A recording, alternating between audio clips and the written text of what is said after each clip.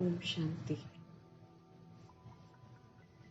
सदा शुभ चिंतक, सदा विश्व कल्याणकारी, सदा शुभ भावना शुभ कामनाधारी परमपिता परमात्मा की हम सभी संतानें हैं। हम आत्माओं को भी ये टाइटल मिलता है कि हम शुभ चिंतक, मास्टर विश्व कल्याणकारी, शुभ भावना शुभ कामनाधारी आत्माएं हैं। विश्व को इस समय ऐसी शुभ चिंतक आत्माओं की बड़ी ज़रूरत है। इसलिए मेरा कर्तव्य है सभी के प्रति शुभ भावना शुभ कामना रखना। हमें सिर्फ और सिर्फ शुभ संकल्प करने हैं। चलते फिरते हर ब्राह्मण आत्मा व अनजान आत्मा के प्रति हमें सिर्फ शुभ संकल्प करने हैं। चिंतित आत्माओं को चिंताओं से मुक्त करना है। शुभ भावना शक्तिशाली संकल्प करने हैं। शक्तिशाली शुभ और शुद्ध संकल्प ये कि हर आत्मा का कल्याण हो, हर आत्मा अपने स्वधर्म में वापस लौटे, हर आत्मा पवित्र बने। शुभ चिंतक बन हिम्मत के पंख देने हैं। शुभ चिंतन से संपन्न हमको बनना है। बार बार करते करते तो हम संपन्न बनेंगे। सभी को खुशी की, सहारे की, हिम्मत के पंखों की, उमंग उत्साह की प्राप्ति करानी है। स्नेह से, शक्ति से, मीठे बोल से प्रभु कहते हैं दिल शिकस्त को शक्तिवान बनाने की सेवा करनी है। साइलेंस की शक्ति की सेवा इस समय बहुत ज़रूरी है। इसलिए साइलेंस के साधनों को यूज़ करना है। साइलेंस के साधन शुभ संकल्प, शुभ भावना, शुभ कामना है। इससे सेवा कर सभी आत्माओं को व्यर्थ संकल्प से मुक्त करना है। शांति की शक्ति से सभी को संतुष्ट करना है। हमें लाइट और माइट से संपन्न बनना है। मन बुद्धि व्यर्थ सोचने से मुक्त रहे। सर्व शक्तियों का, शुभ भावनाओं का स्टॉक हमारे पास एकदम भरपूर रहे। हर संकल्प रूपी बीज जो है हमारा, वो कल्याण की भावना हो। उसमें सभी को बाप समान बनाने की भावना हो, निर्बल को बलवान बनाने की भावना हो, दुखी अशांत को सदा सुखी और शांत बनाने की भावना हो। कोई भी संकल्प हम आत्माओं का व्यर्थ न जाए, सदा समर्थ हो। बुरी बात को भी प्रभु कहते हैं अच्छाई में परिवर्तन करने की कला सीखो, क्योंकि भगवान इस समय सब कुछ अच्छा करने के लिए आए हैं। इसीलिए सदा हमारी भाव और भावना श्रेष्ठ रखनी है। खुशी की बातों का स्टॉक अपने पास बहुत जमा करना है। सभी के लिए दिल से निकले कि ये बहुत अच्छी आत्मा है, तब कहेंगे बाप समान शुभ चिंतक। भले वो कुछ करे, उल्टा ही क्यों न करे, हमें यही सोचना है कि आत्मा बहुत अच्छी है, क्योंकि आत्मा ओरिजिनल में वाकई बहुत अच्छी है। दुखमय दुनिया में दुख के पहाड़ फटने हैं। हमें सदा शुभ चिंतक बन शुभ भावना शुभ कामना की मानसिक सेवा से सभी को सुख और शांति की अनुभूति करानी है। हमें सभी सोल्स को शक्ति का सहयोग देना है। सदा स्व चिंतन में रहना है, शुभ चिंतन में रहना है। जैसा बाप वैसे हम श्रेष्ठ आत्माएं, ये स्व चिंतन सदा चलता रहे और ज्ञान रत्नों का मनन अर्थात शुभ चिंतन सदा चलता रहे। तो शुभ सोचने और शुभ देखने की हम आत्माओं को आदत पड़ जाएगी। तो मीठे परमात्मा समय के प्रमाण जिस सेवा की ज़रूरत है उस सेवा की तरफ ध्यान खिंचवा रहे हैं। समझ देते हैं कि कोई अब सुनना नहीं चाहता है।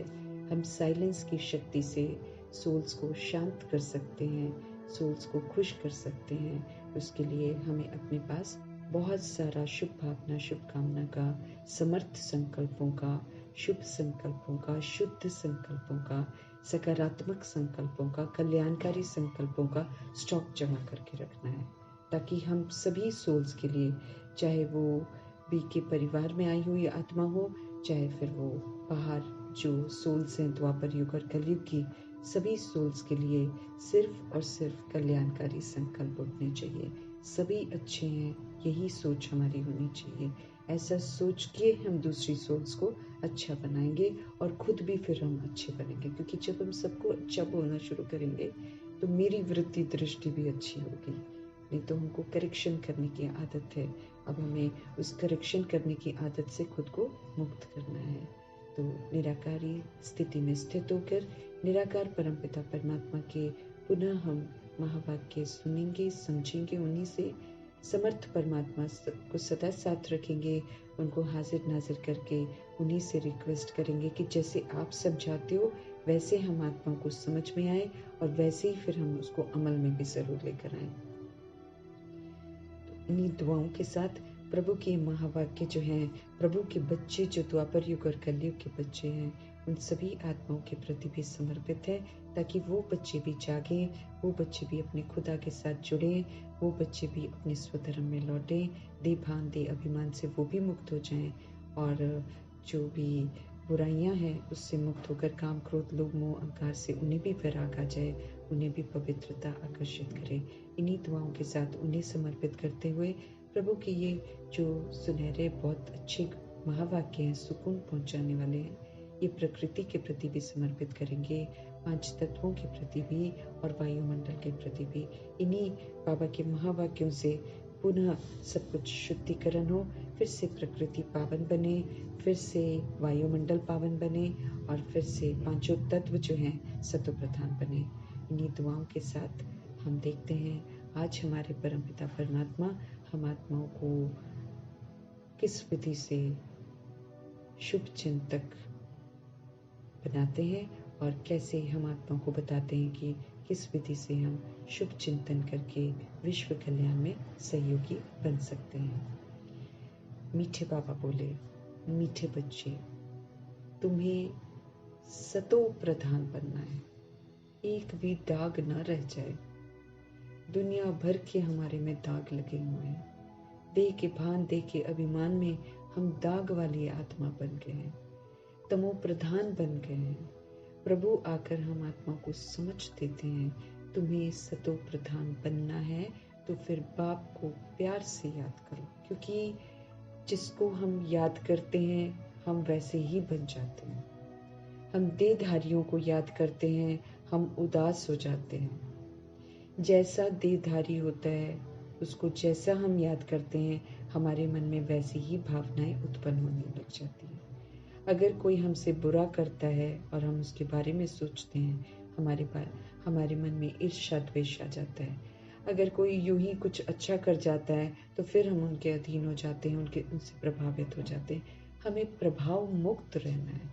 प्रभाव वाली आत्मा चाहे अच्छे से प्रभावित हो चाहे बुराई से प्रभावित हो, बन तो वो अधीन आत्मा जाती है। हमें सारी अधीनता से मुक्त होना है। इसीलिए प्रभु हम आत्मा को समझ देते हैं कि अगर तुमको सतो प्रधान बनना है तो बाप को प्यार से याद करो। जितना हम प्रभु को प्यार से याद करेंगे उतना प्रभु की जो खूबसूरतियां हैं वो हम में आएंगी, क्योंकि एकमात्र शिव पिता परमात्मा ही ऐसे हैं जिनको याद करने से हम सतो प्रधान बन सकते हैं। और बाकी जिसको भी हम याद करें, चाहे वो गुरु हो, चाहे वो सन्यासी हो, चाहे वो संत महात्मा हो, इस समय सभी पतित हैं, इस समय सभी देह अभिमान में हैं और पुनर्जन्म में आने वाली आत्मा को याद करके हम वैसे भी दुर्गति में ही जाएंगे। तो इस वक्त तो एक बाप दूसरा न कोई वाली विधि है। मुक्ति जीवन मुक्ति का ये टाइम है। अंतिम समय में सिवाय परमपिता परमात्मा के हमें कोई और याद नहीं आना चाहिए, क्योंकि सब की सब देहधारी तमो प्रधान आत्मा है। जिसको हम याद करेंगे हम उसके जैसा जरूर बन जाएंगे। और चूंकि तमो प्रधानता है, चूंकि सब में बुराइयां आ गई हैं, इसलिए वो सारी बुराइयों का प्रकोप हम पर जरूर पड़ता है, उसका सेक हमको जरूर लगता है। तो अगर सतो प्रधान बनना है और सारी सोल्स की मदद करनी है ताकि वो सोल्स भी अपने स्वधर्म में लौटें, ये बहुत ज़रूरी है कि हम सभी सोल्स जो हैं प्यार से शिव पिता परमात्मा को याद करें। पारसनाथ शिव बाबा तुम्हें पारसपुरी का मालिक बनाने के लिए आए हैं। पारसनाथ है शिव बाबा ना, तुम्हें पारसपुरी का मालिक बनाने के लिए आए। पारसपुरी सत्युग है, जन्नत है, वो परिस्तान है, वो शिवालय है, वो सुखधाम है, वो स्वर्ग है, वो अल्लाह का बगीचा है, वो खूबसूरत जगह है जहाँ दुख का नाम निशान नहीं है। सारी प्योर सोल्स हैं, कोई भी बॉडी को नहीं देखता है, इसलिए बॉडी की कोई भी खामी उनके अंदर नहीं होती है। वो आत्म अभिमानी सोल्स होती हैं जो यहाँ से संस्कार लेकर जाती हैं। तो भगवान पारसनाथ हैं, शिव बाबा पारसनाथ हैं, वो हमें पारसपुरी का मालिक बनाने के लिए आए हैं। तो हम आत्मा को क्या करना पड़ेगा? उनको याद करना पड़ेगा, क्योंकि उनको याद करने से ही हम पारसपुरी के मालिक बनेंगे, अदरवाइज तो नहीं बनेंगे। तो ध्यान रखना है कि देहधारी को याद करने से मेरा नुकसान है। मुझे न देहधारी को देखना है, न देहधारी के बारे में सोचना है, न देहधारी के बारे में बोलना है, न देह समझकर मुझे कर्म करना है। ये बार बार हमको बताया जाता है, क्योंकि देह समझने से मेरे में दाग लगते जा रहे हैं और हमको बनना है बेदाग हीरा। ये देह के जो दाग हैं, इनको फिर सजाओं के द्वारा मिटाया जाएगा। अगर मैंने समझ से इसको नहीं मिटाया तो इसको सजाओं के द्वारा मिटाया जाएगा। वो सजाएं बाबा कहते बहुत कड़ी हैं, फिर अच्छा नहीं लगेगा, दुर्गति भी हो जाएगी, मर्तबा भी कोई नहीं मिलेगा, और फिर सारा समय हम रोते कलपते भी रहेंगे, क्योंकि प्रभु तो फिर 5000 वर्ष के बाद मेरे साथ बात करेंगे। उससे पहले तो वो बात ही नहीं करेंगे, वो तो चले जाते हैं, डिटैच हो जाते हैं। इसलिए सतो प्रधान बनना है तो बाप को, निराकार बाप को प्यार से याद करना है। और ये अहम ज़रूरी है कि निराकार बाप को याद करने के लिए मुझे निराकारी स्थिति में स्थित होना। जब तक मैं अपने आप को देह के भान से मुक्त नहीं करती, जब तक मैं अपने आप को देह समझना बंद नहीं करती, जब तक मैं अपने आप को आत्मा नहीं समझती, तब तक तो मैं याद भी नहीं कर सकती परमात्मा को। देह के साथ हम प्रभु को याद नहीं कर सकते, उल्टा और तमो प्रधान बनते जाएंगे, उल्टा और बुद्धि का ताला बंद होता जाएगा, और फिर हम दुर्गति में चले जाएंगे। इसलिए प्रभु का जो फरमान है उसके अनुसार चलना है। निराकार परमपिता परमात्मा को प्यार से याद करना है, तो मुझे निराकारी आत्मा बनकर याद करना है, अदरवाइज हम उनको याद नहीं कर सकते हैं। तो पारसनाथ है वो शिव बाबा, तुम्हें पारसपुरी का मालिक बनाने के लिए आए हैं। तो हमें फिर क्या करना है?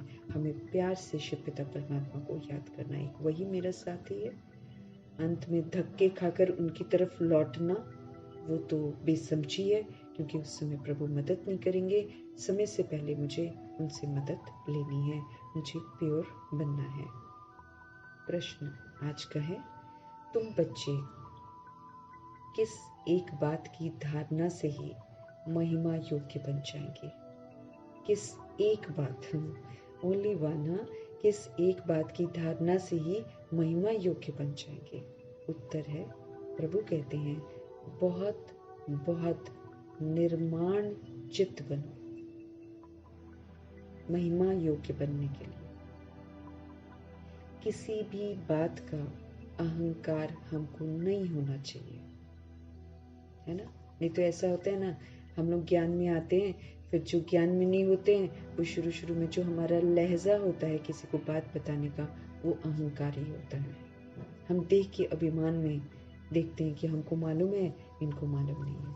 नहीं, हम जैसे जैसे प्रभु के साथ जुड़ते जाते हैं, जैसे जैसे हम निराकारी स्थिति में स्थित होते जाते हैं, फिर हम रूहें दूसरों को रूह देखते हैं।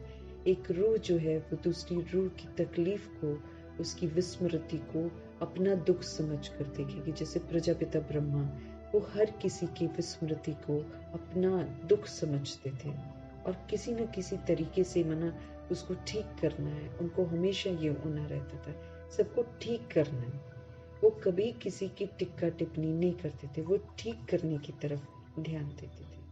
इसलिए जब कभी किसी को गलत करते हुए भी देखते थे, तो उसकी गलती को अपनी गलती समझते थे कि हम भी विस्मृत होकर ऐसे ही करते थे, ये भी विस्मृत होकर ऐसा कर रहे हैं। तो उनको हमेशा होना रहता था कैसे मैं इसको करेक्ट करूं फटाफट। तो ऐसे बहुत बहुत हमको निर्माणचित बनना है। प्रभु का ये ज्ञान है, हमारा तो है नहीं, है ना? प्रभु के ज्ञान को जब हम दूसरी सोल्स जो विस्मृत हैं उनसे शेयर करते हैं, और अगर कोई सोल समझती है और कोई सोल नहीं समझती है, हमें कभी भी अहंकार नहीं करना है। ये बात का ध्यान रखना है। हमें बहुत मीठा बनना है, वो रूह वाली मिठास होनी चाहिए, रूहानियत की जो मिठास होती है वो वाली। नहीं तो दुनिया में तो आजकल मीठा बोल लेते हैं, वो बाहर से मीठा होते हैं, अंदर से वो खतरनाक होते हैं। लेकिन यहाँ पर कौन सी मिठास चाहिए? यहाँ रूहानियत की मिठास चाहिए। बहुत मीठा बनना है। अहंकार आया तो दुश्मन बन जाते हैं। जब हमारे में अहंकार आ जाता है तो हम एक दूसरे के दुश्मन बन जाते हैं। ऊंच अथवा नीच पवित्रता की बात पर बनते हैं। ऊंच अथवा नीच, है ना, पवित्रता की बात पर बनते हैं। जब पवित्र हैं तो मान है, अपवित्र हैं तो फिर हम सबको माथा टेकते हैं। जब हम पवित्र हैं तो हम ऊंच हैं, तब हम पूजनीय हैं, और जब हम अपवित्र हैं तो हम पुजारी हैं, हम फिर नीच हैं, अपवित्र बन जाते हैं। तो भगवान हम आत्मा को समझ देते हैं कि अगर महिमा योग्य बनना, माना लोग अप्रिशिएट करते हैं ना, महिमा करते हैं, तो महिमा योग्य अगर बनना है तो फिर एक धारणा चाहिए, और वो है निर्माण चित्त। किसी भी तरीके का हमको किसी से मान चाहने की वो न हो। हम सदा कंस्ट्रक्टिव रहें, हम खुद भी आगे बढ़ें, दूसरी सोल्स को भी आगे बढ़ाएं। किसी भी चीज़ का हम अहंकार नहीं करें, बहुत रूहानियत की मिठास से भरपूर हो जाएं। अहंकार अगर हमारे अंदर आया तो फिर दुश्मन बन जाते हैं। ऊंच अथवा नीच पवित्रता की बात पर बनते हैं। अगर हम पवित्र हैं तो फिर मान मिलता है, पूजनीय बनते हैं। और जब हम अपवित्र बनते हैं तो फिर हम सभी के आगे क्या करते हैं? माथा टेकते हैं, हम सभी के आगे झुकते हैं। ओम शांति। रूहानी बाप, बार बार स्ट्रेस करते हैं ना भगवान, रूहानी रूह है वो, सुप्रीम रूह है वो। रूहानी बाप बैठ बच्चों को समझाते हैं। बाप भी समझते हैं कि हम इन बच्चों को समझाते हैं। ये भी बच्चों को समझाया गया है कि भक्ति मार्ग में भिन्न भिन्न नाम से अनेका अनेक चित्र बना देते हैं।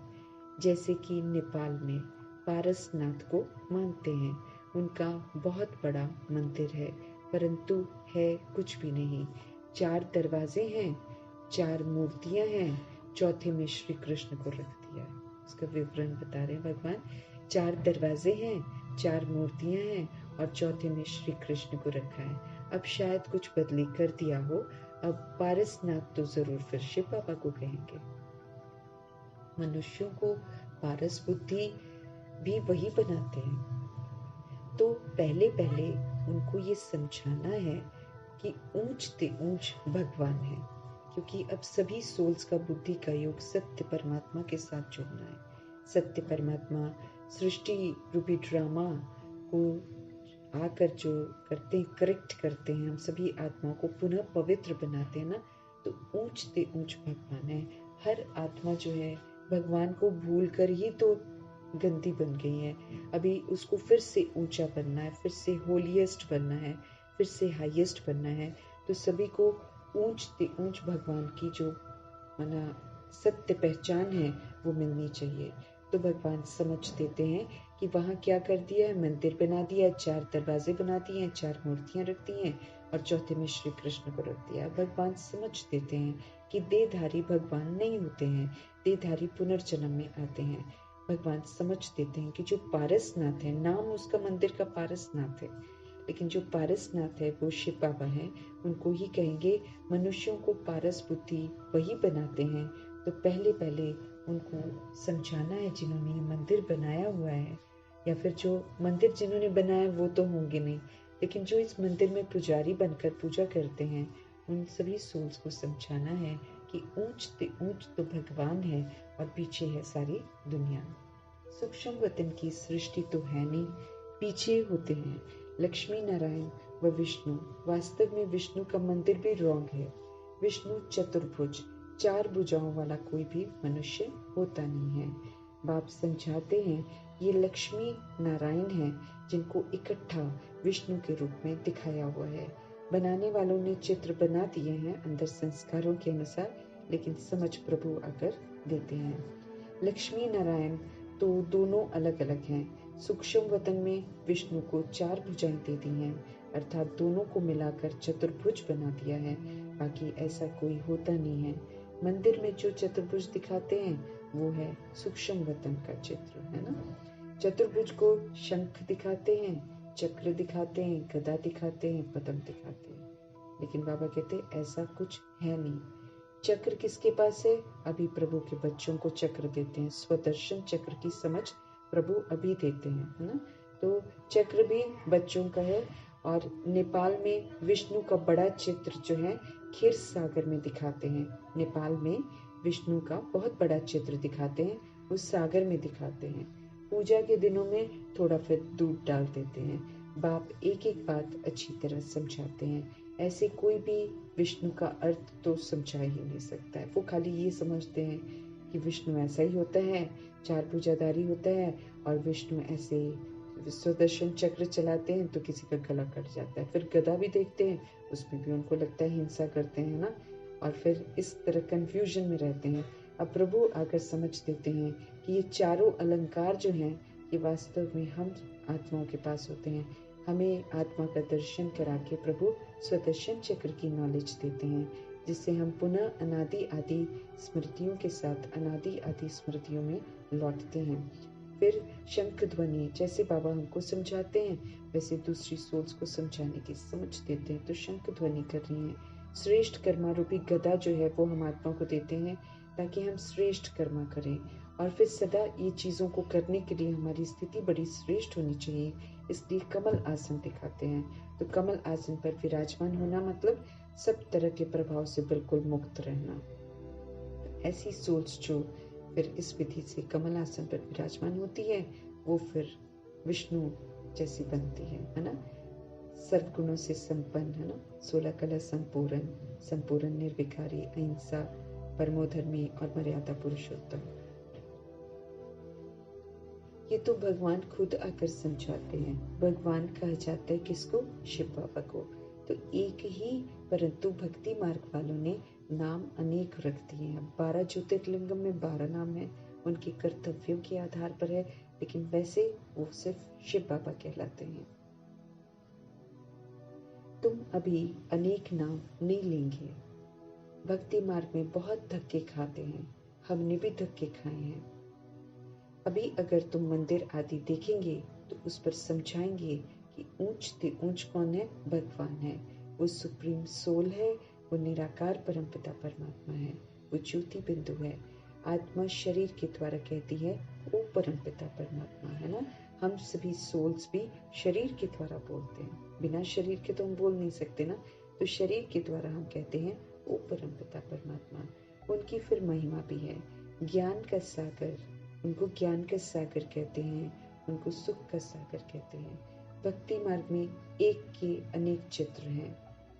ज्ञान मार्ग में तो ज्ञान सागर एक ही है, वही पतित पावन है, वही सभी के सदगति दाता है। तुम्हारी बुद्धि में सारा चक्र है।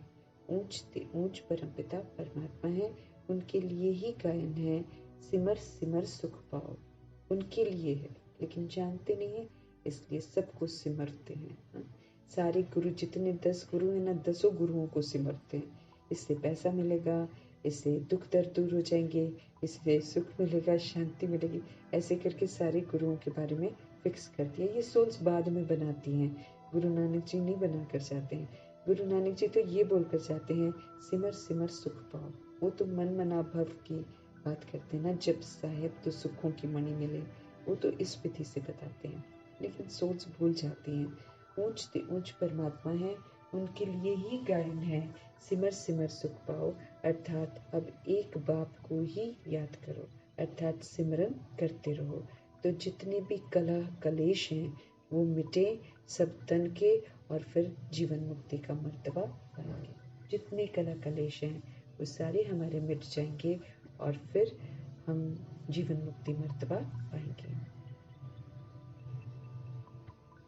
ये जीवन मुक्ति है ना, जीवन में रहते हुए समझ से सर्व बंधनों से मुक्त।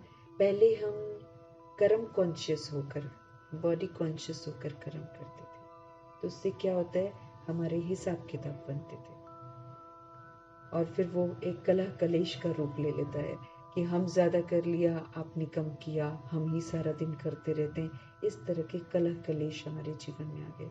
अब प्रभु हमें ट्रस्टी और सेवाधारी बनाकर सारे जो कलह कलेश के हमने एक दूसरे के साथ हिसाब किताब बना रखे हैं, उससे हमको मुक्त करते हैं। तो कलह कलेश मिटे सब तन के, फिर जीवन मुक्ति मर्तबा हमको मिलता है 2500 वर्ष का, जिसमें हम सभी गृहस्थ में रहते हैं, एक दूसरे के साथ रहते हैं, लेकिन किसी भी तरीके के बंधन नहीं होता है हमें।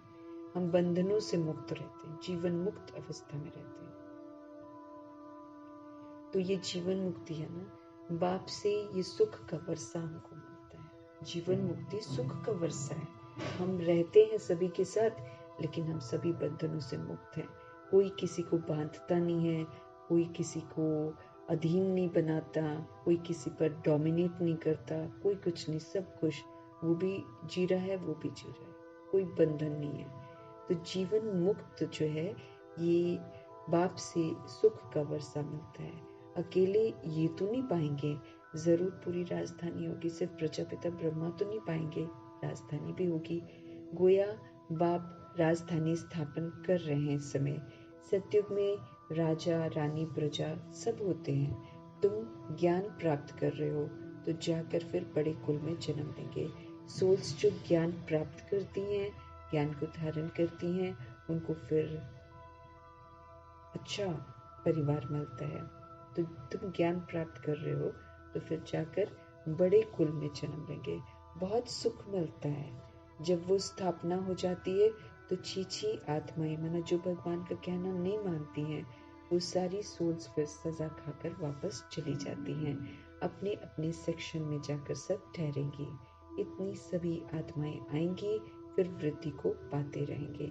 ये बुद्धि में हम आत्मा को रहना चाहिए कि सोल्स हैं, पाठ बजाते हैं, काफी समय पाठ बजाया, अभी वापस घर जाना है और फिर से नई दुनिया में आना है। ये जो समझ मिल जाती है, इससे फिर सारी सोल्स जो हैं वो निश्चिंत हो जाती हैं। तो इतनी सभी आत्माएं आएंगी, फिर वृद्धि को पाते रहेंगे। ये बुद्धि में हमारे रहना चाहिए कि ऊपर से हम सब कैसे आते हैं, ऊपर से हम सतोगुणी आत्मा नीचे आते हैं। ऐसे ही मुझे सतोगुणी आत्मा बनकर वापस जाना है। ऊपर से हम गंदगी लेकर आए नहीं थे, नीचे ली है तो फिर नीचे साफ करो, फिर सतोगुणी बनकर चलो।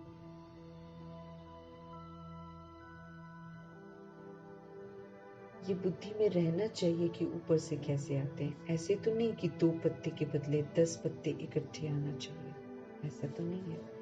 कायदे सिर पत्ते निकलते हैं, जैसे जैसे जो पुरुषार्थ करता है संपूर्ण बनता है, वैसे वैसे आते हैं। ये नहीं कि पूरी भीड़ इकट्ठी आ जाएगी। ये बहुत बड़ा झाड़ है, दिखाते हैं एक दिन में लाखों की वृद्धि हो जाती है। लोग अगर सोचते हैं लाख मर रहे हैं, तो भगवान कहते हैं एक दिन में लाखों की वृद्धि हो जाती है। पहले समझना है, ऊंच से ऊंच कौन है? भगवान है। वो पतित पावन है, वो दुख हरता सुख करता भी वही है, ताकि बुद्धि एक में एकाग्र हो। नहीं तो 10 जगह बुद्धि गई हुई है, उसको मानो दुख दूर हो जाएंगे, उसको मानो पैसा आ जाएगा, उसको मानो, उसको मानो, उसको मानो, आत्मा भटकी पड़ी है।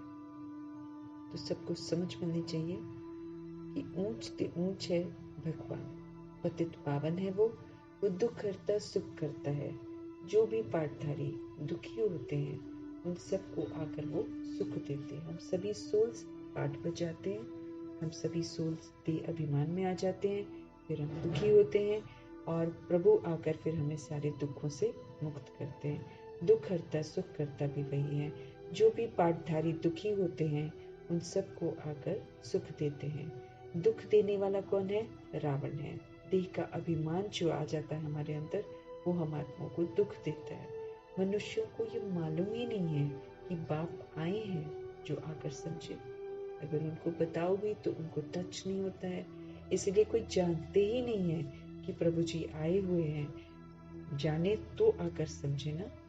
बहुत तो समझते समझते फिर थिरक भी जाते हैं। कुछ सोल्स आती हैं, वो समझती हैं और समझते समझते भी निकल जाती हैं। वो सोचती हैं यहाँ से निकल कर ही भाई ठीक रहेंगे, ये क्या विनाश। तो विनाश होना है वो तो सभी के लिए होना है।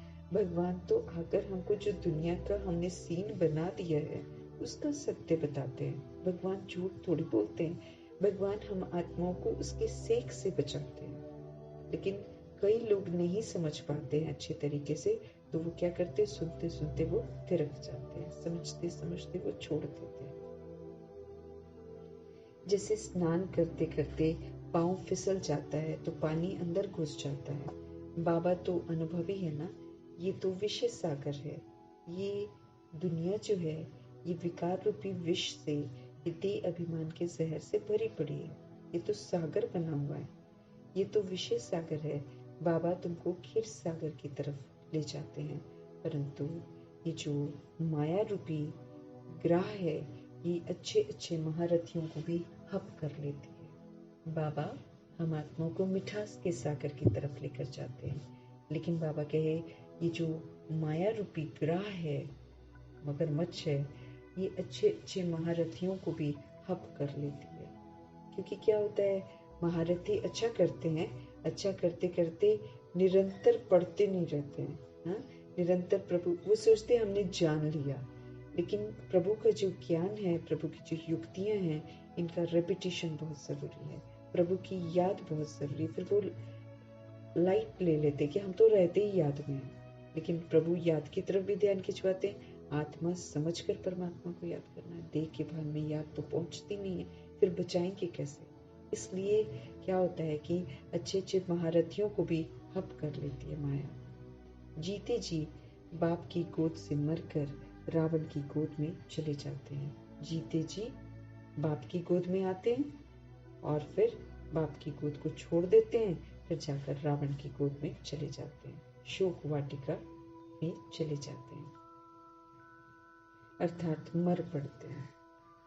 वो तो फिर मुर्दा हो गए ना, फिर बेसमझ हो गए, फिर गलत कर्मा कर रहे, फिर गिरती कलम में जा रहे, फिर बुद्धि का ताला बंद हो जाता है, समझ ही नहीं आएगा। तो तुम बच्चों की बुद्धि में है ऊंचे ते ऊंच बाप फिर रचना रचते हैं। प्रभु कैसे रचना रचते हैं अद्भुत तरीके से, वो खुद ही आकर समझाते हैं। तो तुम बच्चों की बुद्धि में है ऊंचे ते ऊंच बाप फिर रचना रचते हैं। हिस्ट्री ज्योग्राफी सूक्ष्म वतन की दो है नहीं। भल तुम सूक्ष्म वतन में जाते हो, तुम साक्षात्कार करते हो, वहां चतुर्भुज भी देखते हो, चित्रों में है ना, तो वो बुद्धि में बैठा हुआ है, तो जरूर साक्षात्कार होगा। परंतु ऐसी कोई चीज नहीं है, वो अति सूक्ष्म है, अति सटल है, तो ऐसी कोई चीज नहीं होती है। तो जरूर साक्षात्कार कैसे होता है, बुद्धि में ज्ञान बैठ जाता है।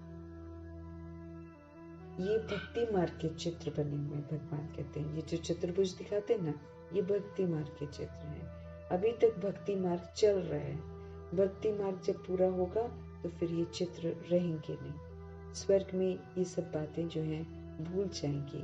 अब बुद्धि में है कि ये लक्ष्मी और नारायण जो है ये दो रूप हैं जिनको चतुर्भुज के रूप में दिखाते हैं। लक्ष्मी नारायण की पूजा सो चतुर्भुज की पूजा। अगर हम लक्ष्मी की पूजा करते हैं, नारायण की पूजा करते हैं, वरना हम चतुर्भुज की पूजा करते हैं। लक्ष्मी नारायण का मंदिर या चतुर्भुज का मंदिर, बात एक ही है। इन दोनों का ज्ञान और किसको भी नहीं है। तुम जानते हो इन लक्ष्मी नारायण का राज्य है। बाबा कहते हैं तुम जानते हो इन लक्ष्मी नारायण का राज्य है, विष्णु का राज्य तो नहीं कहेंगे, है ना। ये पालना भी करते हैं, सारे विश्व के मालिक हैं, तो विश्व की पालना भी करते हैं। जैसे ब्रह्मा जी पहले अपने लिए स्थापना करते हैं, मैंने ज्ञान जो है उसको स्थापन करते हैं अपनी बुद्धि में, उसको ग्रहण करते हैं, फिर जो ग्रहण किया हुआ है उसका स्वरूप बनकर फिर विष्णु बनकर वो उसकी शंख ध्वनि भी करते हैं। सभी सोल्स के लिए शंख ध्वनि करते हैं, पालना भी करते हैं। सारे दैवी गुण जो हैं उनको यूज करके दिव्य गुणों का सुख देते हैं सभी सोल्स को। तो ये पालना भी करते हैं, सारे विश्व के मालिक हैं, तो फिर विश्व की पालना तो करनी पड़ेगी, विश्व की पालना तो करनी पड़ेगी। अगर विश्व का मालिक बनते हैं तो अभी संगम युग में ही करनी पड़ती है। सारे जो बाबा हम आत्माओं को दैवी गुण सिखाते हैं, वो दैवी गुण हमको यूज करने होते हैं। तो दैवी गुण जब हम यूज करते हैं, पहले हम सुख अनुभव करते हैं, फिर वो दैवी गुण जो है हम सारी सोल्स के लिए यूज करते हैं, तो हम क्या करते हैं, पालना के संस्कार धारण करते हैं, जिसको शंख ध्वनि कहते हैं प्रभु। शिव भगवान आज मैं तुमको राजयोग सिखलाता हूँ। कल भी याद दिला रहे थे मैं तुमको क्या सिखा रहा हूँ? राजयोग सिखा रहा हूँ। तो मुझे क्या बनना पड़ेगा? राजा बनना पड़ेगा। मालिक बनकर ही हम अपनी कर्म इंद्रियों का क्रिमिनलपना खत्म कर सकते हैं। मालिक बनकर ही मन बुद्धि संस्कार को हम कायदे से चला सकते हैं। उसके बिना नहीं। सुनेगी नहीं, वो मेरी प्रजा है। मेरी कर्म इंद्रियां मेरी प्रजा है। अगर मैं अपनी सीट पर विराजमान नहीं होती हूँ, अगर मैं राजा बनकर पाठ नहीं बजाती हूँ, उनमें से मेरी कोई भी नहीं सुनेगा। सूक्ष्म शक्तियों की लगाम मेरे हाथ में नहीं होगी तो वो भी बेलगाम होकर चलेंगे। तो राजयोग मतलब राजा बनना है और अपनी कर्म इंद्रियों की जो सूक्ष्म शक्तियों की जो लगाम है अपने हाथ में रखनी है। ये जो कर्म इंद्रिय रूपी प्रजा है, इस पर पूरा मेरा कंट्रोल होना चाहिए। ये बहुत ज़रूरी है। फिर इन सब चीज़ों को बरकरार रखने के लिए बहुत ज़रूरी है कि पावर हाउस से हम कनेक्टेड रहें। तो मुझ आत्मा को पावर हाउस से कनेक्टेड रहना है। तो शिव भगवानुवाच, मैं तुमको राजयोग सिखलाता हूँ। अपने को आत्मा समझ, बाप को याद करो, तो इस योग अग्नि से आपके विक्रम विनाश हो जाएंगे। मीठे मीठे परमात्मा कहते हैं, अपने को आप क्या करो? अपने को आत्मा समझो, फिर बाप को याद करो, तब योग अग्नि होगी, तब मेरे विक्रम विनाश होंगे। इसलिए भगवान ध्यान खिंचवाते हैं। नहीं तो देह के भान में और देह के अभिमान में योग लग रहा है। वो तो देह का भान, देह का अभिमान है। हम म्यूजिक सुनकर कर रहे हैं, हम कमेंट्री सुनकर कर रहे हैं, तो ये जो योग है, ये योग अग्नि थोड़ी बनेगा। ये तो फिर हम बॉडी कॉन्शियस होकर सुन रहे हैं ना। वो देह का भान है जो म्यूजिक सुनता है। इसलिए देखो, जैसे म्यूजिक खत्म होता है, लाइट जो है ऑन होती है, एकदम सब हलचल हलचल शुरू हो जाती है। वरना नहीं तो अगर योग लगा हुआ हो प्रभु के साथ, वो सोल इस तरीके से करेगी नहीं, उसका योग लगा रहेगा प्रभु के साथ। तो हमको अपने योग को भी करेक्ट करना है। भगवान कहते हैं, मैं तुमको राजयोग सिखलाता हूँ। अपने को आप आत्मा समझकर बाप को याद करो, तो इस जो योग अग्नि है, इससे हमारे सारे विक्रम जो हमने कर रखे हैं, पाप कर्म देह के अभिमान में और देह के अभिमान में, वो सारे विनाश हो जाएंगे। डिटेल में समझाना पड़े, बोलो ये भी गीता है, सिर्फ गीता में श्री कृष्ण का नाम डाल दिया है, ये तो रॉन्ग है। सबकी ग्लानि कर दी है, इसलिए भारत तमो प्रधान बन पड़ा है।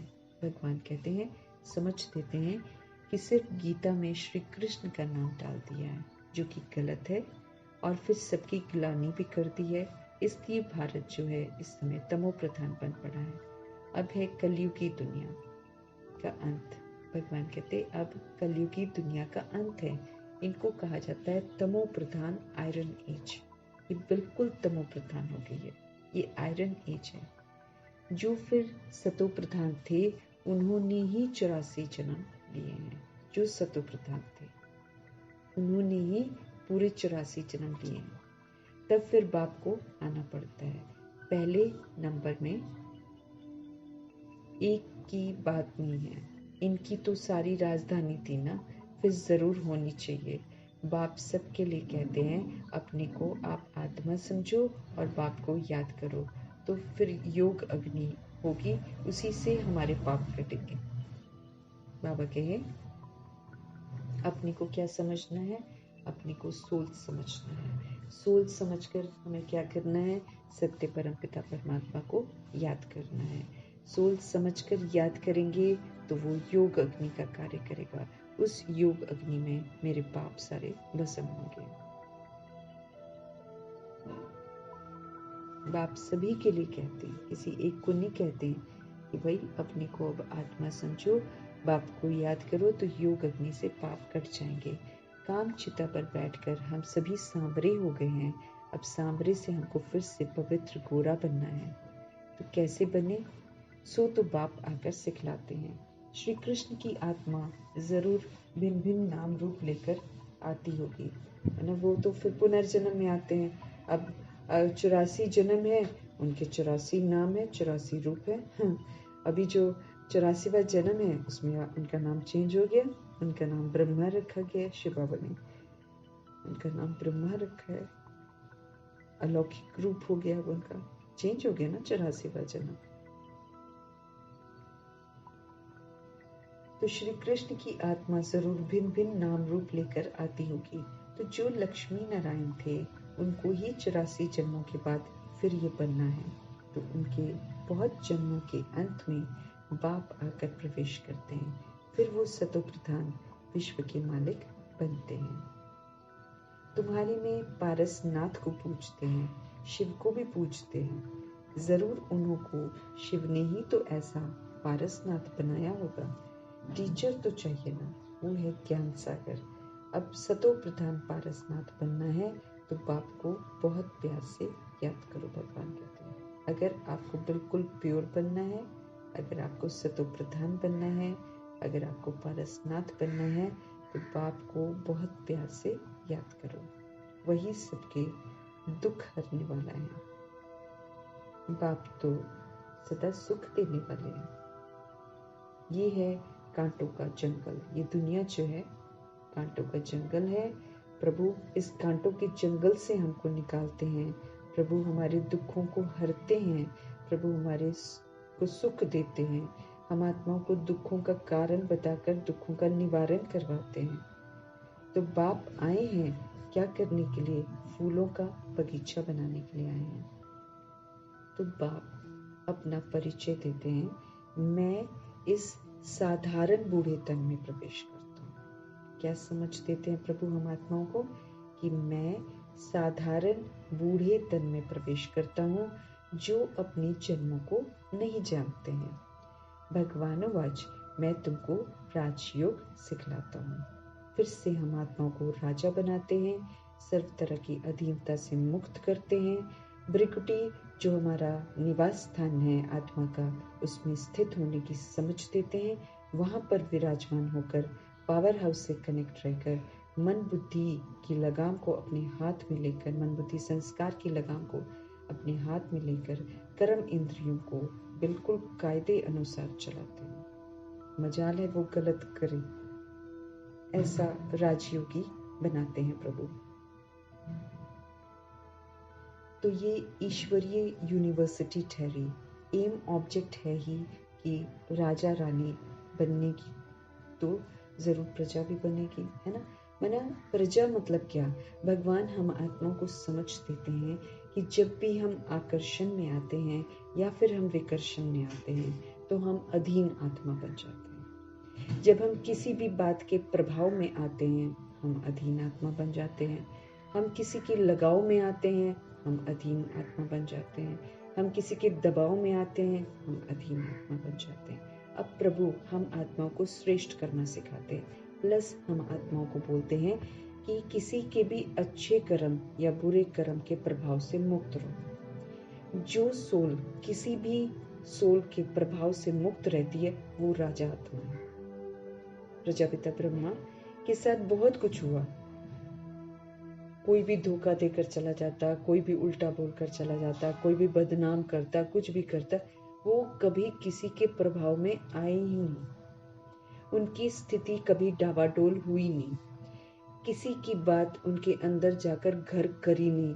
उनका चिंतन कभी चला ही नहीं। जो हुआ लेट गो, जो हुआ लेट गो। अपने अंदर उन्होंने कोई चीज डाली नहीं। वो विश्व महाराजा है। किसी के भी प्रभाव में नहीं आकर सभी के लिए शुभ भावना, शुभकामना। वो है राजा आत्मा। अब अलग से थोड़ी उन्होंने उसको प्रजा बनाया, उसको अधीन बनाया, उसको ऐसा तो नहीं किया उन्होंने। बस राजा का मतलब है प्रभाव मुक्त, लगाव मुक्त, दबाव मुक्त। किसी के भी अच्छे बुरे कर्मा के प्रभाव से जो मुक्त आत्मा है वो जीवन मुक्त है, वो खुश है। नहीं तो छोटी छोटी बातों की ठेस लग जाती है।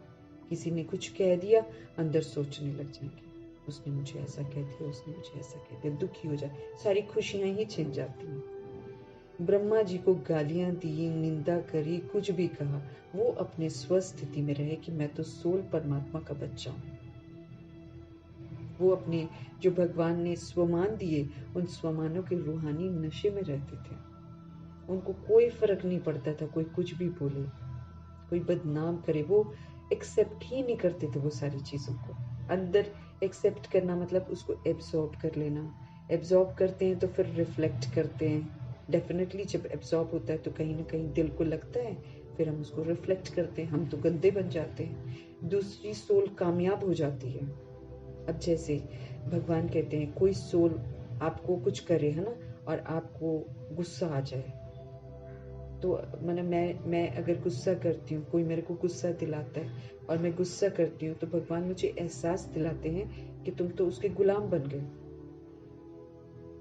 तुम तो उसके गुलाम बन गए। मतलब वो चाहे तो आपको गुस्सा दिला दे, वो चाहे तो कुछ भी करा दे, और आप करते जाओगे, तो मैं क्या हो गई? स्लेव हो गई, मैं अधीन आत्मा हो गई। अब प्रभु हम आत्माओं को कहते हैं, इस समय सारी सोल्स विस्मृत है, इस समय सारी सोल्स दे अभिमान में है, इस समय सारी सोल्स की जो सोच है अलग अलग है। कोई क्या बोलता है, कोई क्या बोलता है, कोई क्या बोलता है। उनके अपने संस्कारों के अनुसार उनकी सोच बनी हुई है। अगर हम सबकी सुनने लगेंगे तो जीना मुश्किल हो जाएगा। भगवान कहते हैं आप अपनी ओरिजिनल अनादि आदि जो सच्चाई है, जो रियलिटी है, उस रियलिटी में स्थित हो जाओ। हम तो रियल रूप को नहीं देखते ना, हम तो बॉडी को देखते हैं, लेकिन भगवान हमको कहते हैं आप रियलिटी में स्थित हो जाओ, क्योंकि असलियत वही है। तो जो असलियत है, जो सच है, उसमें स्थित हो जाओ। जो झूठ है उसको भूलते जाओ। देह झूठ है, देह का भान झूठ है, देह का अभिमान झूठ है, उसका विनाश हो जाता है। वो फिर हमारे सामने ही विनाश जब होता है, फिर सोल देखती है, अरे मैंने इसका घमंड किया खामखा, मैंने सारा जीवन देह के पीछे लगा दिया, ये तो विनाशी थी। तो हमें सब तरह की अधीनता से भगवान मुक्त करते हैं।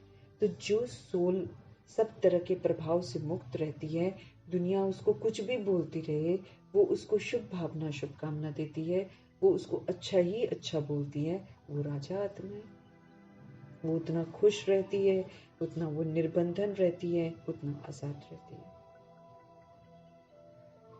तो भगवान हम आत्माओं को समझ दे रहे हैं कि एम ऑब्जेक्ट है ही राजा रानी बनने की, तो जरूर प्रजा भी बनेगी ना।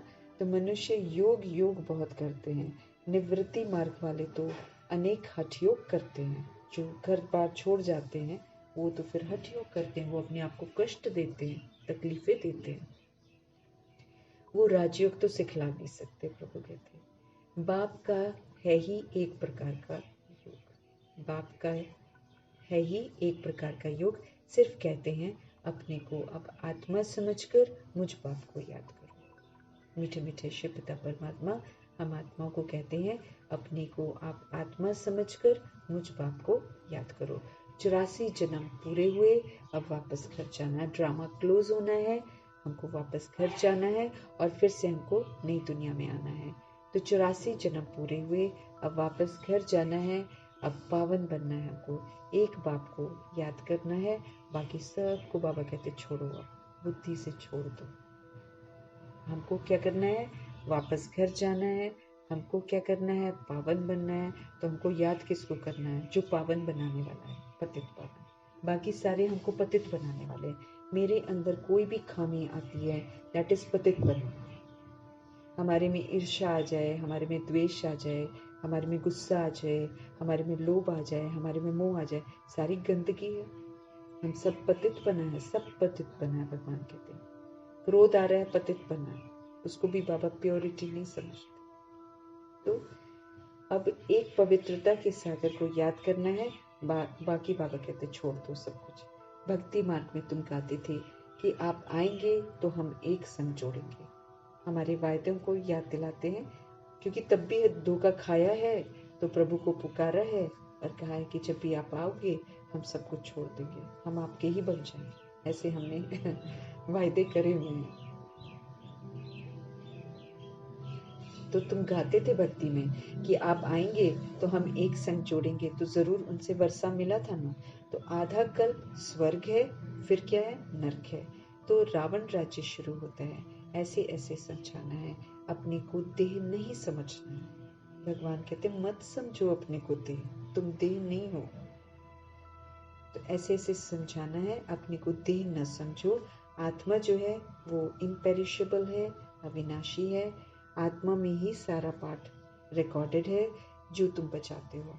अब शिव बाबा को याद करो तो बेड़ा पार हो जाएगा। मीठे मीठे परमपिता परमात्मा कहते हैं अब शिव बाबा को याद करो तो क्या हो जाएगा, आपका बेड़ा पार हो जाएगा। सन्यासी पवित्र बनते हैं तो उनका देखो कितना मान होता है। प्योरिटी का महत्व बताते हैं कि सन्यासी वगैरह पवित्र अगर बनते हैं तो उनका कितना मान होता है, सब उनके आगे माथा झुकाते हैं। पवित्रता की बात पर ही ऊंच नीच बनते हैं, है ना। अगर पवित्र हैं तो फिर ऊंचे बनते हैं और अगर अपवित्र बनते हैं तो फिर नीचे हो जाते हैं। देवताएं हैं बिल्कुल ऊंच। सन्यासी फिर एक जन्म पवित्र बनते हैं, फिर दूसरा जन्म तो विकार से ही फिर लेते हैं। सन्यासी जो होते हैं एक जन्म पवित्र बनते हैं, फिर दूसरा जन्म वो विकार से लेते हैं। देवताएं होते ही हैं कहाँ, सतयुग में। अब तुम पढ़ते हो फिर तुम पढ़ाते भी हो, तुम पढ़ते भी हो और फिर पढ़ाते भी हो। कोई पढ़ते हैं लेकिन दूसरों को फिर समझा नहीं सकते हैं क्योंकि धारणा नहीं होती है ना। प्रभु कहते धारणा कर लो, फिर प्रभु शक्ति देते हैं। बाबा कहेंगे क्योंकि जब तक हम करते नहीं होंगे ना, हम फिर दूसरे को नहीं बोल पाते हैं ना। ये ज्ञान है ही इतना शक्तिशाली। तो क्योंकि धारणा नहीं होती ना, इसलिए फिर दूसरों को भी समझा नहीं पाते हैं। बाबा कहेंगे तुम्हारी तकदीर में नहीं है तो फिर बाप क्या करे। बाप यदि सबको आशीर्वाद बैठ करे तो सब स्कॉलरशिप ले ले। वो तो भक्ति मार्ग में आशीर्वाद करते हैं। सन्यासी भी ऐसे करते हैं, उनको जाकर कहेंगे मुझे बच्चा दो, हाँ आशीर्वाद करो मुझे बच्चा हो जाए। अच्छा तुमको बच्चा होगा, बच्ची हुई तो फिर कहेंगे भाभी, बच्चा हुआ तो कहेंगे वाह वाह करके उनके चरणों पर गिरते जाएंगे। हाँ होता वैसा कुछ नहीं है, लेकिन बाबा कहे कि जब बच्चा हो जाएगा तो उसकी वाह वाह करेंगे और फिर जब बच्ची हो जाएगी तो फिर कहेंगे भाभी। अच्छा अगर फिर मर गया तो फिर रोना पीटना, गुरु को गाली देने लग पड़ेंगे। गुरु कहेगा ये भाभी थी, कहेंगे फिर पहले क्यों नहीं बताया कि ऐसा होगा। कोई मरे हुए से जिंदा हो जाता है तो ये भी भाभी कहेंगे। कभी कभी कोई मर जाता है और फिर जिंदा हो जाता है, उसकी कहीं ना कहीं आत्मा छिपी बैठी रहती है, निकली नहीं होती है, लेकिन लोग समझते हैं कि वो मर गया। तो भगवान कहते हैं उसको भी लोग कह देते हैं अरे ये तो भाभी है, कुदरत है, लिखा हुआ है। वो भी ड्रामा में नूंद है। आत्मा क्या होता है कहीं पर छिप जाती है, लोग सोचते हैं कि मर गया, डॉक्टर लोग भी समझते हैं ये मरा पड़ा है, फिर जिंदा हो जाता है। चिता पर चढ़े हुए भी उठ पड़ते हैं। कोई एक ने किसको माना तो उनके पीछे ढेर पड़ जाते हैं। आजकल तो ऐसी ही विधि है ना। कहीं से किसी ने बोला आप यहाँ जाओ, ये वाला काम बन जाता है। आजकल तो पैसे के पीछे बहुत है, इसलिए बोलेंगे यहाँ पर पैसा मिलता है, आप जाओ, सारी मन्नतें पूरी हो जाती हैं। तो भगवान कहते कोई एक ने किसी को माना तो उनके पीछे ढेर पड़ जाते हैं। तुम बच्चों को तो बहुत निर्माण चित्त होकर चलना है। अहंकार हमको जरा भी नहीं होना चाहिए। हमारे शिव बाबा कितने निरअहंकारी है, तो हम किस बात का अहंकार करें, क्योंकि हम तो वही बताते हैं ना जो शिव बाबा बताते हैं, तो किस बात का अहंकार करें। तो तुम बच्चों को तो बहुत निर्माण चित्त होकर चलना है, अहंकार तो जरा भी न रहे। आजकल किसको जरा भी अहंकार दिखाया तो फिर दुश्मनी बढ़ जाती है। बहुत मीठा होकर हमको चलना है। भगवान कहते हैं नेपाल में भी आवाज निकलेगा। अभी तुम बच्चों की महिमा का समय है, अभी तुम बच्चों की महिमा का समय है नहीं, है ना। बाद में महिमा होती है भक्ति मार्ग में, नहीं तो उनके जो अखाड़े हैं वो सारे उड़ जाएं। भगवान कहते हैं नेपाल में भी आवाज निकलेगा। हमको बहुत मीठा होकर चलना है, अहंकार दिखाने से दुश्मनी हो जाती है। अभी तुम बच्चों की महिमा का समय नहीं आया है, नहीं तो भगवान कहते हैं अगर हो जाए तो फिर उनके जो अड्डे हैं, अखाड़े हैं, वो उड़ जाए, बड़े बड़े जग जाएं और सभा में बैठकर सुनाएं तो उनके पिछाड़ी ढेर आ जाए। कोई भी एमपी बैठकर तुम्हारी महिमा करे कि भारत का राजयोग इन ब्रह्मा कुमार कुमारियों के सिवाय कोई सिखला नहीं सकते, ऐसा अभी तक कोई निकला नहीं है। बच्चों को बहुत होशियार, बहुत चमत्कारी बनना है। अगर हम भगवान के शिक्षाओं को यूज करें, जैसे संकल्प से सृष्टि रची जाती है, अगर हम संकल्प शुभ करें तो बहुत चमत्कार होते हैं। तो भगवान जी हम आप लोगों को समझ देते हैं कि बच्चों को बहुत होशियार, बहुत चमत्कारी बनना है। फलाने फलाने भाषण कैसे करते हैं सीखना चाहिए। सर्विस करने की युक्ति प्रभु सिखाते हैं। बाबा ने मुरली जो चलाई वो एक्यूरेट कल्प कल्प ऐसे चलाई होगी। ड्रामा में नूंद है, फिक्स हो जाता है ना, प्रश्न नहीं उठ सकता है, ऐसा क्यों? ड्रामा अनुसार जो समझाना था वो प्रभु ने समझाया। समझाता रहता हूँ, बाकी बाबा कहे लोग तो अथाह प्रश्न करते रहेंगे, उनका क्या है, तो प्रश्न करते रहेंगे। बोलो, पहले मन मनाभाव हो जाओ, पहले मन को प्रभु में लगाओ, प्रभु का परिचय पहले दो। बाप को जानने से तुम सब कुछ जान जाएंगे। जब हम सत्य परमपिता परमात्मा को जान जाते हैं तो हम सब कुछ जान जाते हैं। इसलिए सबका ध्यान किधर खिंचवाना है? प्रभु की तरफ। सब मन मनाभाव हो जाए, सबका मन जो है वो एक प्रभु परमपिता परमात्मा में लग जाए। अच्छा, मीठे मीठे सिकिलते बच्चों प्रति माता पिता बाप दादा का याद प्यार और गुड मॉर्निंग। रूहानी बाप की रूहानी बच्चों को नमस्ते। हम रूहानी बच्चों की भी रूहानी शिव पिता परमात्मा को प्यार से, दिल से, स्नेह से, मोहब्बत से और पूरी रिगार्ड से नमस्ते और तहे दिल से उनका धन्यवाद। और यही शुभ संकल्प कि जो वो कहते हैं वो हम सब जरूर करें। धारणा के लिए मुख्य सार, सर्विस की युक्ति प्रभु से सीखनी है। तो सर्विस की युक्ति सीखकर हमको होशियार बनना है, हमको चमत्कारी बनना है। हम जब ज्ञान को यूज करते हैं, जब हम गुणों को यूज करते हैं, जब हम शक्तियों को यूज करते हैं, जब हम वरदानों को यूज करते हैं, जब हम स्वमानों को यूज करते हैं, जब हम संकल्प बोल कर्म के खजानों को यूज करते हैं तो चमत्कारी बन जाते हैं। क्योंकि भगवान की ये जो चीजें हैं जब हम प्रैक्टिकल में यूज करते हैं तो इसका अद्भुत अनुभूतियां होती हैं। तो होशियार, इंटेलिजेंट बनना है, माना ज्ञान गुण शक्तियों को यूज करना है, उसको फिर प्रैक्टिकल में प्रयोग में लाकर फिर सेवा में लगाना है, तो फिर क्या हो जाएगा? चमत्कारी बन जाएंगे। धारणा कर कर फिर हमें दूसरों को करानी है, क्योंकि फिर वो सुनते भी है ना, या फिर वो हमारे व्यवहार से सीखते हैं। तो मेन तो भगवान हम आत्मा को यही समझ देते हैं कि सुनना कोई चाहता नहीं है, इसलिए जो धारणा हम करते हैं वो हमारे प्रैक्टिकल आचरण से दिखाई देती है। तो धारणा करके फिर हमें दूसरों को करानी है। पढ़ाई से अपनी तकदीर हमें आप पे ही बनानी है। शिव पिता परमात्मा की ऊंची से ऊंची जो पढ़ाई है, इससे मुझे अपनी तकदीर आप पे ही बनानी है।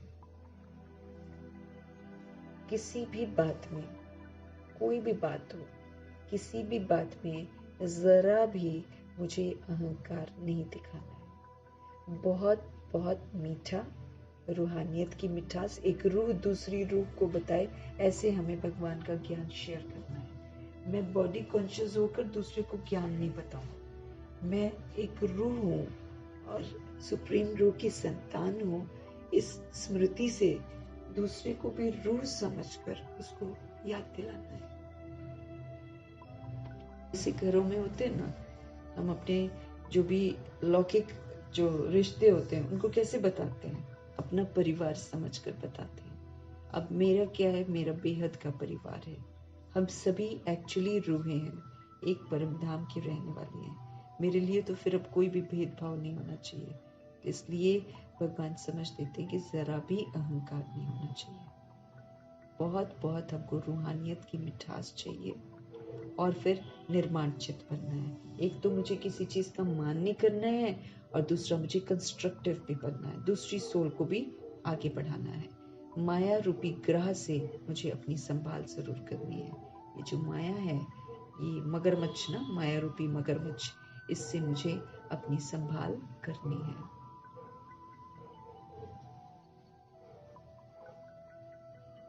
आज का सतगुरु जी का वरदान, बीती को श्रेष्ठ विधि से बीती कर यादगार स्वरूप बनाने वाले पास विद ऑनर भव। बीती को श्रेष्ठ विधि से, मतलब ऐसे तो खत्म नहीं होता ना बीती, लेकिन बाबा समझ देते हैं, आज नई युक्ति बता रहे हैं भगवान कि बीती को श्रेष्ठ विधि से, श्रेष्ठ विधि से बीती कर दो और यादगार स्वरूप बनाने वाले पास विद ऑनर भव।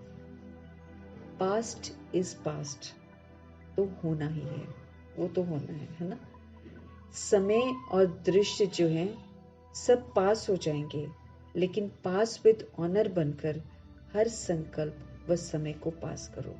भगवान कहते समय और दृश्य ये सब पास हो जाएंगे, ये कोई टिके थोड़ी रहेंगे। समय भी गुजर जाएगा, दृश्य भी गुजर जाएंगे, सब पास हो जाएंगे, लेकिन मीठे परमात्मा बोलते हैं पास विद ऑनर बनकर हर संकल्प व समय को पास करो। पास विद ऑनर बनो, इज्जत से पास करो, संकल्प व समय को पास करो। अर्थात क्या करो, बीती को ऐसी श्रेष्ठ विधि से बीती करो जो बीती को स्मृति में लाते ही वाह वाह के बोल दिल से निकले।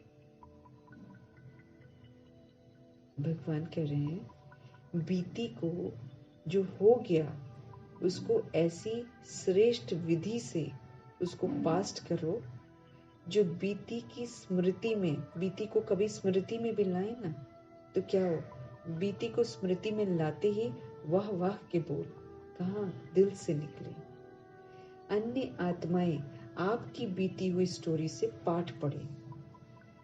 जैसे हमारी जिंदगी में बहुत कुछ होता है ना, तो फिर जब होता है लेकिन उसी की वजह से हम ज्ञान में आते हैं, तो उसको श्रेष्ठ विधि से जब हम बताते हैं तो दूसरी सोल्स जो होती हैं वो आपकी बीती हुई स्टोरी से लेसन सीखें, पाठ पढ़े।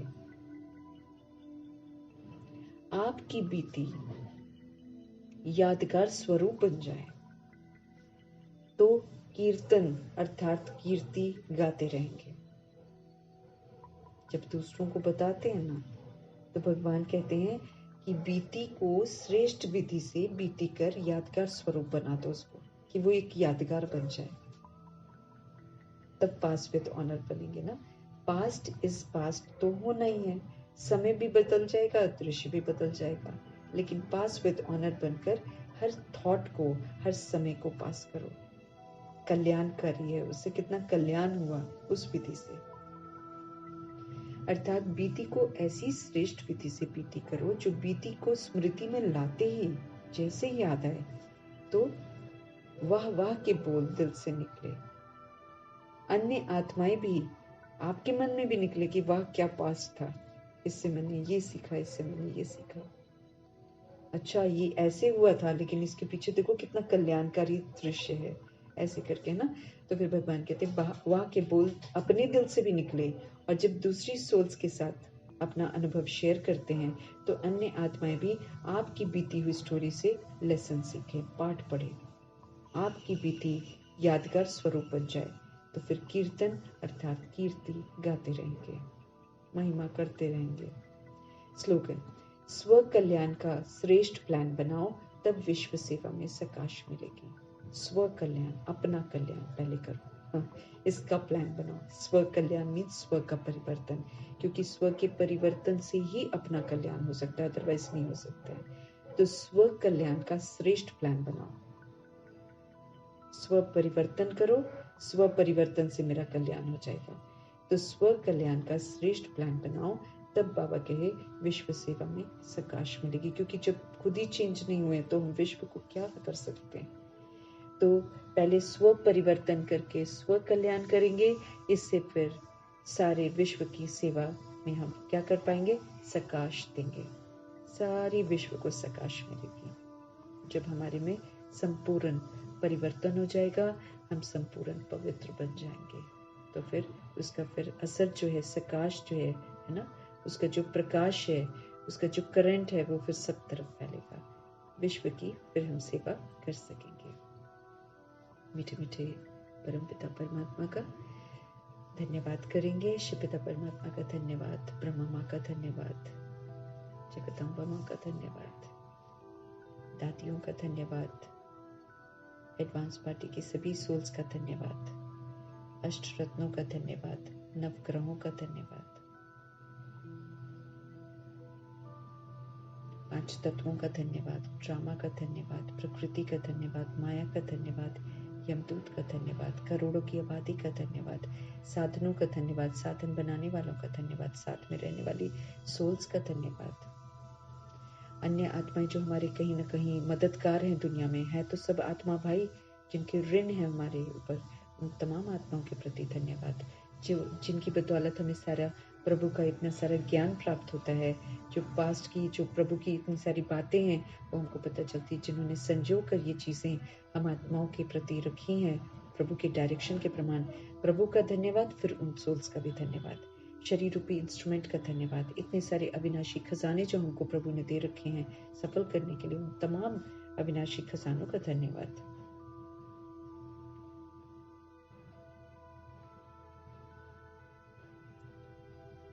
जो भी चीज़ें हम पूरा ड्रामा में यूज़ करते हैं उन तमाम चीज़ों का धन्यवाद। एक भी चीज़ में छुटे हुए पानी है, जो भी है, जो भी चीज़ हम यहाँ से लेते हैं, रहने का स्थान है, वो भी हम यहाँ पर लेते हैं, इसलिए हमको कभी नहीं सोचना मेरा घर मेरा घर। सबको तोड़ती क्यों है प्रकृति? इसीलिए कि तुम्हारा कुछ नहीं है, जबरदस्ती तुम अधिकार जमा कर बैठते हो, तुम मेहमान की तरह नहीं रहते हो, इसलिए सारा मेरापन खत्म करके बड़ा निरअहंकारी होकर हमको सेवा पर रहना है, शुक्रिया जरूर करते रहना है प्रकृति का, ड्रामा का, इनका धन्यवाद करते रहना है। इन्होंने बहुत पालना करी है और हमने इसको खराब किया है, इनकी तरफ से तो हर तरह से हमारी पालना बहुत अच्छी हुई है, तो धन्यवाद करेंगे और पूरे यूनिवर्स का धन्यवाद करते हुए, आप सभी सोल्स का धन्यवाद करते हुए, ओम शांति।